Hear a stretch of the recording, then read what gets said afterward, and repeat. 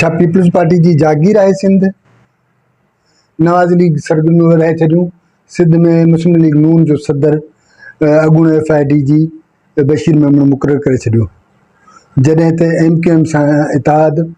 ऐं GDA खे बि पाण सां गॾु शामिलु करे वरितो। अॼु प्रोग्राम में असां इन्हनि शयुनि ते ॻाल्हाईंदासीं। मां आहियां माणिक किंगराणी ऐं तव्हां ॾिसी रहियो गाइड न्यूज़ 2। दोस्तो हिकिड़ो अजीब तासिर आहे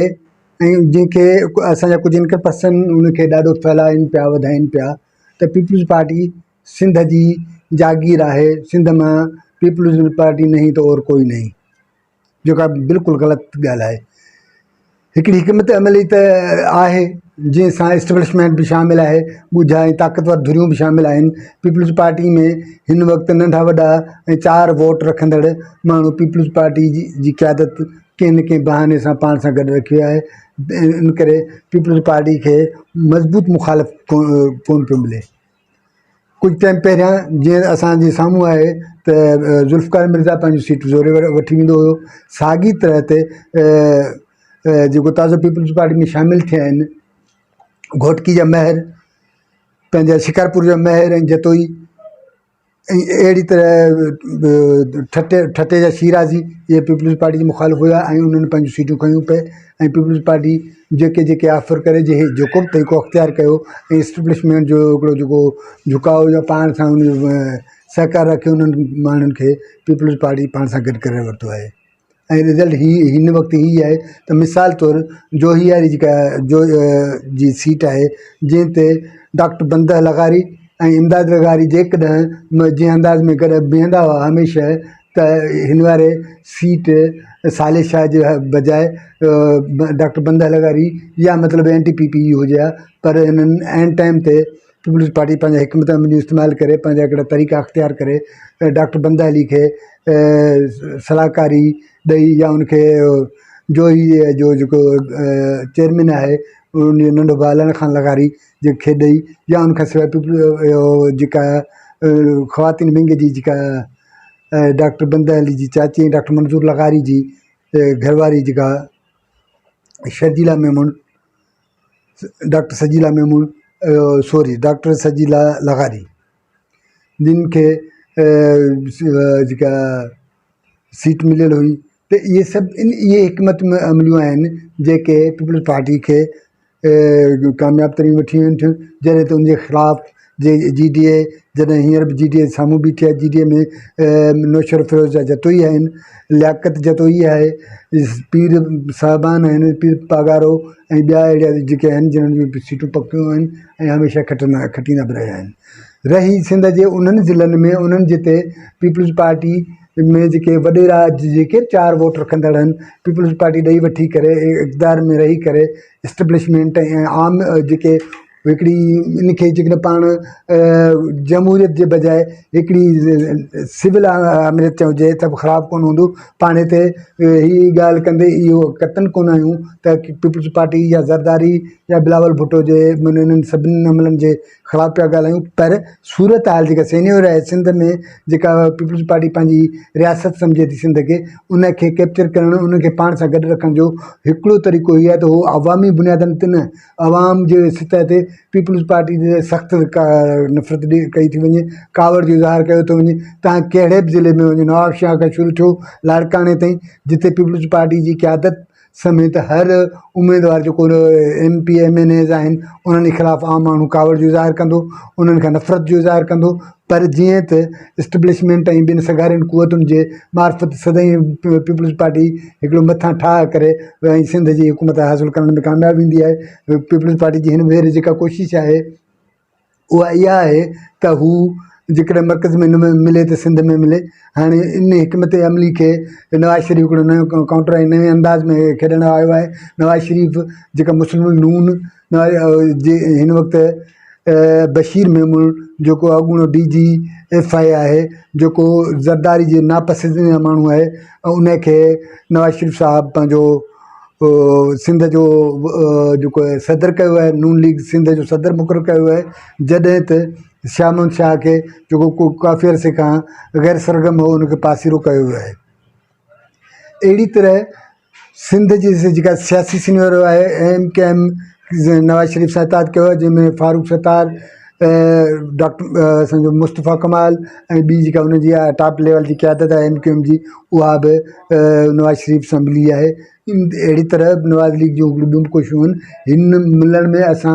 नवाज़ लीग जे हिकिड़ा धुरियूं असांजा इनकर पर्सन जेके इहे तासिर खे क्रिएट करण जी कोशिशि कनि पिया त पीपल्स पार्टी कराची खे कैप्चर करे वरितो आहे, कराची पीपल्स पार्टी जे हथनि में अची वई आहे, त इहा ग़लति आहे। छाकाणि त PTI ऐं MKM जेकॾहिं पंहिंजे जोहर में अचनि था त उहे पंहिंजूं सीटूं खणंदियूं, ऐं जीअं जहिड़ी तरह पीपल्स पार्टी मेयर जी सीट खणी आहे, इहो मुमकिन कोन्हे त हिन भेरे ईअं थिए ऐं मेयर जी सीट खणणु ऐं MP MNA जूं जेको वॾी इलेक्शन आहे, मथी इलेक्शन में पीपल्स पार्टी खे एतिरी कामयाबी मिलनि, इहो मुमकिन कोन्हे। पर हिन वारे जेकॾहिं असां हीउ ॾिसूं था, हिन सूरत हाल ते ॾिसूं था त नवाज़ लीग भली का वॾी फतह न माणे, पर हिन भेरे ही तय आहे त पीपल्स पार्टी ऐं मुस्लिम नून जा हिकिड़ा जेके बज़ाहिर नूरा कुश्ती हले पई, हिक ॿिए जे ख़िलाफ़ु बयान अचनि पिया ऐं अंदरि अंदरि गॾु बि आहिनि। छाकाणि त हीअ पीपल्स पार्टी ही था सॾ ॾियण में कामयाब कोशिशि करे पई, ही था सॾ ॾियण जी कोई भरपूर कोशिशि करे पई त हू PTI सां पाण सां गॾु आहे, जॾहिं त नवाज़ लीग ख़िलाफ़ु सख़्तु बयान ॾियनि पिया। ॿिए पासे नून लीग जी जेकी क़यादत आहे उहा आसिफ़ ज़रदारी या पीपल्स पार्टी ॾांहुं हिकिड़ो नरम गोशो जो इज़हार करे उहे था सॾनि था त मुदवर सियासत आहे। हीअ बि हिकिड़ा जेके चवण वारा चवनि था त हिकिड़ी नूरा कुश्ती आहे, इन्हनि जे विच में अहिड़ी का बि अणबणत या इन क़िस्म जी सूरत हाल कोन्हे। छाकाणि त हीअ कल्ह जी ॻाल्हि आहे, PDM जी हुकूमत में ऐवान में बीही करे शहबाज़ शरीफ़ साहिबु बिलावल भुट्टो जे लाइ इहे कमेंट्स करे चुको आहे। बिलावल भुट्टो साहिबु उनजी कैबिनेट जो ॾाढो मुतहरिक ऐं एक्टिव जेको परॾेही वज़ीर तौरु रहियो आहे। हाणे ॾिसणो रुॻो हीअ आहे त जेका नवाज़ लीग जेका हिकमत अमली अख़्तियार कई आहे सिंध जे लाइ, ऐं ॿिए पासे हिकिड़ो जेको तासिर क़ाइमु करायो वियो आहे, जेको बि हिकिड़ो माना इन खे हीअं असां कॾहिं बि तइ करणु नथा चाहियूं, न वरी हीअ इहो दुरुस्त रहियो आहे त इन सॼे अमल में पीपल्स पार्टी जी फतह या सिंध खे पीपल्स पार्टी जी जागीर सम्झो वञे, पर सिंध खे पीपल्स पार्टी मुख़्तलिफ़ सूरतुनि में पंहिंजे हिसे में आणींदी आहे, जंहिंमें इस्टेब्लिशमेंट बि हुन सां गॾु बीठल हूंदी आहे, उनखे मथां खां आशीर्वाद हूंदो आहे। ऐं पीपल्स पार्टी जी जेका हिकमत अमली चइजे या वॾेरनि जी बोखड़ाहट जेका आहे, उहो इक़्तिदार खां ॿाहिरि घणे वक़्तु नथा रही सघनि, ऐं जॾहिं ॿाहिरि मुखालफ़त कनि था त हिकिड़ो त इस्टेब्लिशमेंट जा प्रेशर, ऐं ॿियो जेको आहे इक़्तिदार खां ॿाहिरि घणे अरसे ॿाहिरि रहण जो बोखड़ाहट में अची पीपल्स पार्टी सां कंप्रोमाइज़ करे उहो उन सां शमूलियत जो अख़्तियार कनि था। जीअं ताज़ो महरनि हिकिड़ी सख़्तु टफ टाइम वारे अंदाज़ में घोटकी में पीपल्स पार्टी लाइ हिकिड़ो ॾाढो मसइलो खड़ो कयो। अहिड़ी तरह बदीन में ज़ुल्फ़कार मिर्ज़ा भली ताज मोहम्मद मल्हा साहिबु जेको अचे ऐं ज़ुल्फ़कार मिर्ज़ा या उनखे शिकस्त ॾेई अचे, पर त हिन वक़्तु बि उनजी पोज़ीशन सदाईं मिर्ज़ा खटींदो आहे, या मिर्ज़ा साहिब जी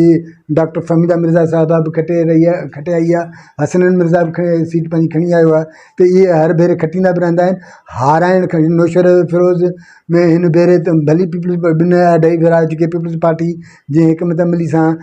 जतोई ख़ानदान खे हाराई आहे, जेको नौशर फिरोज़ ज़िलो जतोइन जो हिकिड़ो मज़बूत गढ़ हुयो, पर उते पीपल्स पार्टी जी मेन हुकूमत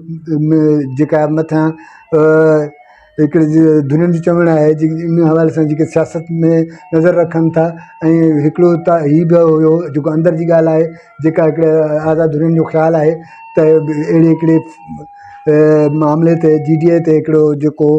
मथां खां चिड़ साम्हूं आई, ऐं नतीजे में न सिर्फ़ु नौशर फिरोज़ ज़िलो हिननि खां पियो, पर GDA में जेके कामयाबु थियण जेके हर भेरे कामयाबु थींदड़ माण्हू भई शिकस्त खाई विया, उनमें पीपल्स पार्टी जो को वॾो कारनामो कोन हुयो। न वरी उन्हनि जेके इहे खटींदड़ पागारा ख़ानदान आहे या जेके बि खटींदड़ हुआ, उन्हनि जो को शिकस्त हुई। असुल में पीपल्स पार्टी खे सिंध लिखी ॾियण वारनि लिखी ॾिनी हुई, ऐं हिकिड़े हिकमत अमली तहत पीपल्स पार्टी खे उहा सिंध ॾिनी वई। ऐं तव्हांखे यादि हूंदो त 2007 में पीपल्स पार्टी खे MKM में ॿिनि इतिहादनि जी ज़रूरत पई, पर पुठिएं दौर में अरिड़हं वारी इलेक्शन में पीपल्स पार्टी खे एतिरी कामयाबी मिली जो हुनखे कंहिं बि इतिहादी जी ज़रूरत कोन पई। हुनजी सादी अक्सरियत आराम सां ठही पई हुई ऐं उन्हनि पूरा 15 साल पंहिंजे अंदाज़ सां हुकूमत कई। ख़ासि तौर ते पोयां जेके टेन्यूर आहे PTI खे टफ ॾियणु, जेको PTI जो हुकूमत जो मथे PTI जी हुकूमत हुई त सिंध में पीपल्स पार्टी ओतिरी ई ताक़तवर हुई। उनजे पुठियां पीपल्स पार्टी जी फतह जे खां वधीक जेका मथां महिरबान कुवतूं महिरबान हुयूं, इस्टेब्लिशमेंट जो हथु हुयो। हीअ जेके बि सूरत हाल आहे ऐं जेको माण्हू इहो तइ करे थो वेहे या इहो जेस्चर ॾियणु चाहे थो त people's party Sindh people's party जी जागीर आहे या पीपल्स पार्टी सिंध ते पंहिंजी मर्ज़ी सां हुकूमत करे सघे थी ऐं सॼो माण्हू पीपल्स पार्टी सां गॾु आहे, इहो तासिर, इहो अंदाज़ बिल्कुलु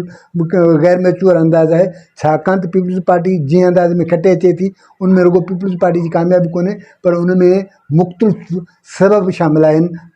पर असीं वरी ॿिनि शइ ते बीहूं था त की कुझु बि हुजे पर पीपल्स पार्टी खटे थी अचे ऐं उन खटनि जो हिकिड़ा लॉजिक जेके असां ॼाणायूं था या जेके सिंध में वेठा आहिनि या सिंध खे सियासत ऐं सीनियर खां वाक़ुफ़ु आहिनि उहे सम्झनि था त पीपल्स पार्टी कीअं थी खटे। ॿिए पासे मज़बूत मुखालिफ़ न हुजण जे करे जेका पीपल्स पार्टी खटे अचे, हिन भेरे जेका हिकिड़ी नए अंदाज़ में बशीर मेमून जेको नून लीग जो सदर ॾिसूं त उहो कहिड़ा केतिरी ऐं कहिड़े अंदाज़ में नून लीग खे शिकस्त ॾिए थी ऐं उनखां बि वधीक हिकिड़ो अहम सबबु हीअ आहे त नवाज़ लीग हुजे या PTI हुजे या ॿियूं अहिड़ियूं धुरियूं जिन्हनि जी वफ़ाक़ में हुकूमत रही आहे ऐं सिंध खां सिंध में उन्हनि जो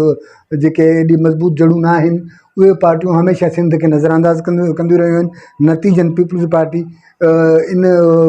ॿियो को मज़बूत उम्मीदवार या मज़बूत सियासी इतार न हुजण जे करे उनखे जीत या हुनजी फतह थींदी रही आहे। पर हाणे ॾिसणो ई आहे ऐं जेको त हिन जेको नवाज़ लीग जो मौजूदा फ़ैसिलो आहे, हाणोको जेको डिसीशन आहे, नवाज़ लीग छा हिन भेरे सिंध सां गॾु बीहंदी या हमेशह जीअं इलेक्शन खां पोइ सिंध तरफ़ रुख न कंदी। जेकॾहिं ईअं थियो ऐं अहिड़ी सूरत हाल ठही त ज़ाहिरी ॻाल्हि आहे त पीपल्स पार्टी जड़ूं ठाहे वेठी आहे। उनजा जेके हिते जेके बि 4 वोट रखंदड़ माण्हू आहिनि पीपल्स पार्टी कंहिं न कंहिं बहाने सां कंहिं न कंहिं लालच में पाण सां गॾु रखियो वेठी आहे। ऐं हाणे ॾिसणो हीअ आहे ऐं इन बावजूदि हीअ जेको तासिर आहे जेके कुझु इनकर पर्सन आहिनि जेको हीअ तासिर ॾियणु चाहिनि था त सिंध पीपल्स पार्टी जी जागीर आहे, उहे बिल्कुलु ग़लति आहे। पर हिकमत अमली हीअ आहे त ज़रदारी साहिबु जेको ठाहे हलण जो मां कारीगर सम्झो ऐं सॼो वञे थो उनजी हिकमत अमली कामयाबु आहे त हू हर उन माण्हू खे पाण सां गॾु रखे थो जंहिं वटि 4 वोट आहिनि। नाज़रीन, तव्हांखे असांजो प्रोग्राम सुठो लॻो हुजे त सब्सक्राइब कजो ऐं पंहिंजे दोस्तनि सां शेयर कजो। महिरबानी।